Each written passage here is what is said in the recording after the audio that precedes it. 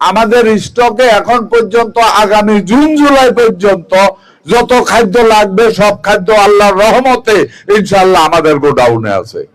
এই চাল টাল এগুন যখন কিনছে আমি তখন মন্ত্রী ছিলাম না, কিন্তু যে দেশে চাল আইয়ে আমি কিন্তু লোক ফাড়াই দিই, আইজও লোক ফাড়াইছি চিটাঙ্গে। কোন দেশ থেকে জানি 25,000 টন চাল হয়েছে। আমি আমার বড় সাহেবের কইছি আপনি নিজে যাই চাউল দেখে আমারে রিপোর্ট করেন, কারণ এই চাউলের মধ্যে দেন ঠিকই, চাউল দিয়া লাভ কি? ভাত তো খাইতে পারে না, মাঝে মাঝে হিডেও খাইতে পারে না। আর আপনারা ঠিক করতেন আই জানি তো, আই জানিও তো বললাম, কিন্তু এগুলি তো আগে তারা কিনছে, বুঝছেন নি?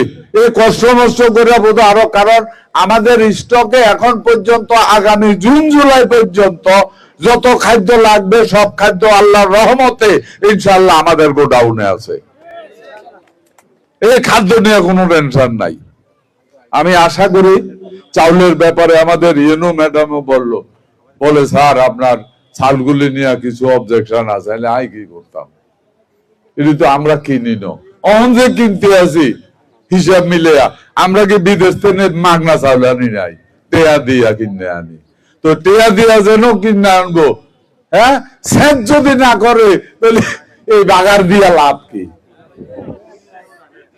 চাউল দেখে কিনলাম, যাহা যাইবো চাউল বাঁচবো, যদি চাউল ভালো নয় ভাই ফিরাইলো আমি তো করি দিই নোটে তো দিছি।